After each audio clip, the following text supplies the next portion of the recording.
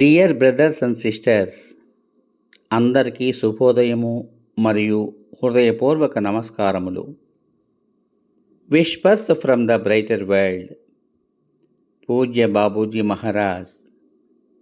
ఆదివారము మే 16, 1999 సంవత్సరము, ఉదయం 8 గంటలు.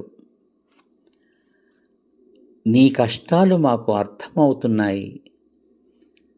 నీవు స్థిరంగా ఉండేందుకు ఎంతగా ప్రయత్నిస్తున్నావో చూస్తున్నాము. మేము దాని పట్ల నిర్లక్ష్యంగా లేము. మేము నిన్ను కొన్ని అంశాలలో కొంత మెరుగుపరిచాము, కానీ మేము ప్రతి ఒక్కటి మార్చలేము. ఈ సందేశాలను అందుకోవడం ద్వారా నీవు చేస్తున్న మంచి పట్ల ఎరుక కలిగి ఉండు. నీవు భరిస్తున్న స్థితి నుండి వాటితో నీ మనస్సును మరల్చనివ్వు. భూమిపై గల సమయం తక్కువ. ఇదొక ప్రారంభ దశ పాఠశాల. మీ భవిష్యత్తు దానిపై ఆధారపడి ఉంటుంది. తరచూ శ్రమతో కూడినదైనప్పటికీ నిర్మాణాత్మకమైన శిక్షణ పొందడానికి మంచి విద్యార్థులై కృతజ్ఞతాభావంతో ఉండండి.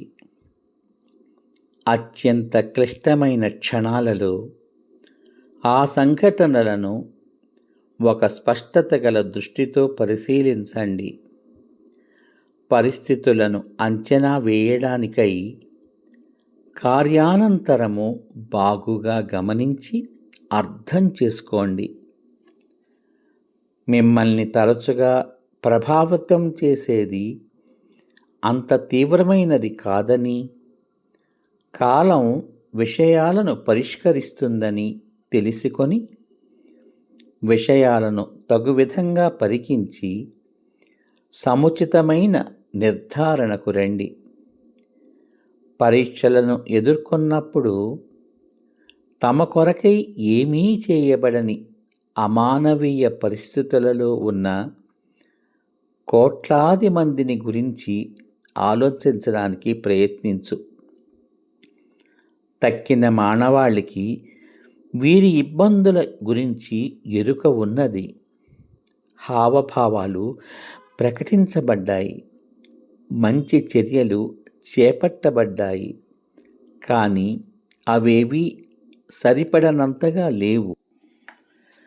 మీ విషయంలో ఏదీ సక్రమంగా జరగనప్పుడు పరిష్కరించ సాధ్యం కాని పరిస్థితులలో ఉన్న వారి కోసం ఏదైనా చేయడానికి ప్రయత్నించండి. దానర్థం మీ సమస్యలు పరిష్కరింపబడతాయని కాదు, కానీ మీ ఉదార హృదయంతో, మీ ఆలోచనలతో, వ్యధతో ఉన్న ఒక ఆత్మకు సహాయపడగలరు. కనీసం ఆ కాస్త వ్యవధిలో మీ చింతలను మరిచిపోతారు. మీ బాధలు, మీ కుటుంబ సమస్యలు లేదా డబ్బు మీద కేంద్రీకరించకుండా కాసేపు వాటి నుండి ఒక విధంగా ముక్తి పొందుతారు. కరుణ ఒక ముఖ్యమైన లక్షణం. దానిని అశ్రద్ధ చేయకూడదు. అది మీ వికాసానికి అత్యావశ్యకం. దాన్ని అలవరుచుకోండి. సామాన్య మానవ కష్టాలలో మునక వెయ్యడం వల్ల మీ కష్టాలను తగ్గించుకోగలరు. అవి మీరు భరించగలిగేవిగా ఉంటాయి. మీ పై పని చేసుకోవడం ఎప్పుడూ నిలపకండి. అది మీ వంతుగా చేసే గొప్ప కార్యం. అంతిమ విశ్లేషణలో అత్యంత నిర్ణయాత్మకమైనది. మీ జీవితాన్ని మదింపు చేసుకున్నప్పుడు ముఖ్యాంశాలలో ఒకదానిని మర్చిపోయానని బాధపడవలసిన అవసరం లేదు. మీ గురించి న్యాయ నిర్ధారణ నిశితంగా చేపట్టండి.